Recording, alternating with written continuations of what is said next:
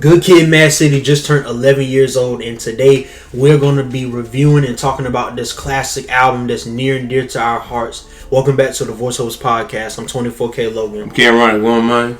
All right, man. So Good Kid, M.A.A.d City. Now, I'm gonna just start off like this. So this is just one example to show how big of a fan that we are of this album. I got this vinyl. It's been almost April, yeah. Yeah, and the crazy part is I had actually got the T-Pab vinyl. It's a Pimp a Butterfly, of course. Yeah, it's right over there, but yeah. I got the vinyl for that, and literally the next day, our dad had texted me and said, voila. Yeah, because he was looking for that one specifically, weren't you? Yeah. Yeah. And I was so mad because I'm like, he's teasing me. He's not, like, he's throwing it in my face. Yeah. I sent him $50. I said, get this vinyl for me. Yeah. He got it, and I think by the next week he brought it here. Yeah. And I've been taking care of it ever since. A classic album cover, of course. You have, his mom's minivan. This is his street in Compton. So, it's a classic album, but yeah. What is your favorite song? Oh, I want to mention one thing before. Oh, okay. This is the deluxe, right? Yes. Yeah, because the other one, he was like a photo of him and his family, and he was the baby. I just want to point that out. But yeah, this is the deluxe. I actually like this album cover more than the original. I don't know, something about this one just is so unique. But you asked my favorite song. Yeah. Well, I gotta go with Swimming Pools. We were just talking about it. I first listened to Swimming Pools, Saints Row 4 when that came out. I was playing that game, and there was this music media player, and the only songs I would ever play is Swimming Pool and Gold by Macklemore. Memories. Yeah. And then they added it on GTA 5 for the PS4 next gen update back then, but everybody was talking about, oh, y'all remember this song GTA 5? I'm like, nobody gonna mention Saints Row 4, but I ain't, but definitely I think that's what got a lot of people on Kendrick, this album specifically, and Swimming Pool. So yeah, I would say between Money Trees and M.A.A.d City with MC8, and I would say Money Trees, J-Rock's verse just goes crazy. One of the most, I don't want to say one of the most underrated, because real hip hop fans know how great that verse is, but I feel like it could be talked about more, especially in this day and age. Yeah, that Magic Rock. Because it's aged very well since it happened. With the song he did with MC8, which of course is M.A.A.d City. I think the reason why I enjoy that song so much is because you get a modern day hip hop sound from Kendrick in the beginning, and then you get like a 90s West Coast vibe type of sound with MC8. And there's storytelling in there. There's roots about, the Compton area and the gang affiliations and the lifestyle and everything. Right. It's damn near a perfect song. Yeah. So those are my two favorite songs off of that album. Yeah. I always go back and forth between which one I like the most. Also, another one, I actually got on this exactly last year, actually, when the 10-year anniversary is out, and I heard Backseat Freestyle. I was like, I know that song. Yes. I was like, I know that song, but I never knew the name of it. But I've been listening to it for like a year now, but it's something about that. All my life, I want money. I was like, yo, this man snap. The Eiffel Tower line really made me stick with it, because I always found it funny. It was brilliant and it was funny. Hilarious. And it made perfect sense. It made sense. I kind of got what he, and that like, I think it was his last verse, it's go time. I like that verse as well. So, shout out to Kendrick, man. But where do you rank Good Kid, M.A.A.d City for? Well, we actually did. We did that ranking video talking about our top 10 rap albums of the 2010s decade. So where would you rank it amongst the greatest rap albums of all time?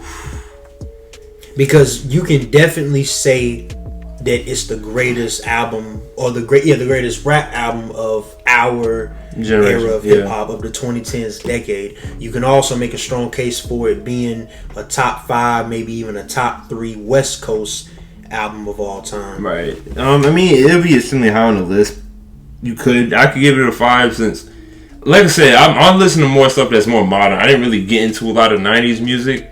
But from what I've heard, it can compare with it in a way. I mean, fairly certain it's been inspired by a lot of 90s music. But absolutely. The West Coast foundation, or not the West Coast foundation, but the West Coast influence is in this album. Yeah. I mean, it's in the album cover, it's in obviously the lyrics, the content. You know, it's literally about a young Kendrick going through life in Compton. Yeah. So I mean, it's there. Yeah, and also "Bitch Don't Kill My Vibe." That's also a classic song by him. That music video is pretty cool, and that song actually was pretty motivational to a lot of people. Apparently, I read the comment section of the music video. You'll see what I'm talking about if you ever look at it. And we can't leave out "Poetic Justice." Yes. Want to talk about that? Well, I mean, obviously, you know, it's no secret that Kendrick is a big Tupac fan. Tupac was a big inspiration, and still is a big inspiration to Kendrick. And I think that was a part of why he did it. You know, because I mean, obviously, the title "Poetic Justice," the movie "Poetic Justice." Who is the character that people remember the most from Poetic Justice? Obviously, Lucky, aka Tupac's character. That was.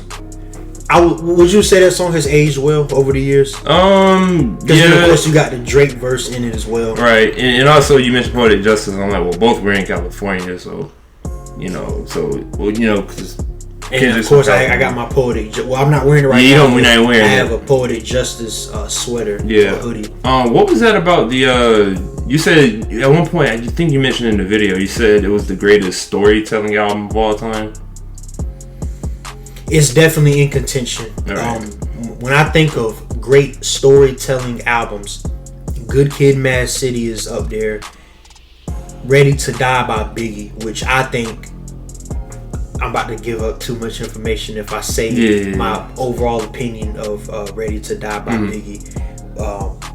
But Ready to Die by Biggie, a great storytelling album. Illmatic by Nas, great storytelling album. You could make an argument for it being the greatest storytelling album because of the feel and kind of the roller coaster that it takes you through, if you will. Right. It makes you feel like you're literally there with a young Kendrick Lamar in the city of Compton, going through all these things, and that you're reliving your life as a young kid. Yeah. I think that's why I would say that. What I say is the greatest storytelling album of all time. It's tough to say if, you know, Good Kid, M.A.A.d City is the greatest storytelling album of all time, but it's definitely in very high contention. Right. And I wouldn't be mad at anybody if they said that Good Kid, M.A.A.d City is the greatest storytelling album of all time, especially for hip hop, especially. Right. You wanted to mention Shireen. Yeah, something about that title. It was always cool, like Shireen, also known as Master Splinter's daughter. I don't know, so just something about that title. I'm like, dang. I also meant what was it in? Was it in Money Trees when that whole Domino's thing? I want your body. Oh yeah, I want your body. Yeah. See, that was also funny. So you know, even with the skits, it can be like somebody say Domino's. Yeah, like even with the skits, what motherfucking Domino's? Yeah, even with the skits, it can be a funny.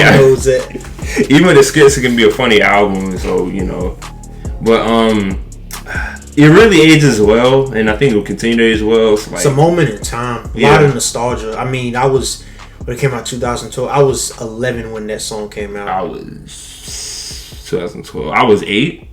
So it's a very nostalgic album then. Yeah. Good Kid, M.A.A.d City is definitely a moment in time. You know, I wouldn't be... Well, I couldn't say it's the greatest rap album of all time. Right. I'm not ready to give Good Kid, M.A.A.d City that accolade or that opinion. But I don't think it's crazy to say it's in the top 10. It's definitely in the top 15 without question.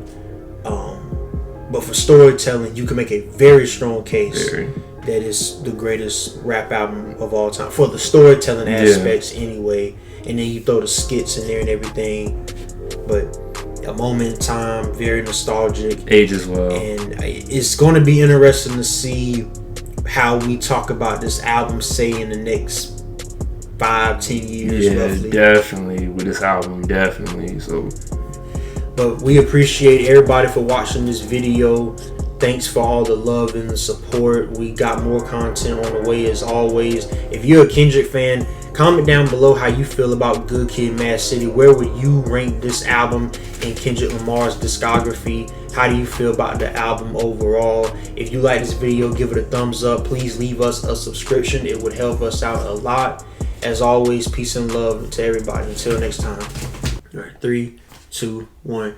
What's going on, everybody? Welcome back to the Voiceovers Podcast. I'm 24K Logan. I'm Cameron. Going, man. So this past Sunday was the 11th anniversary.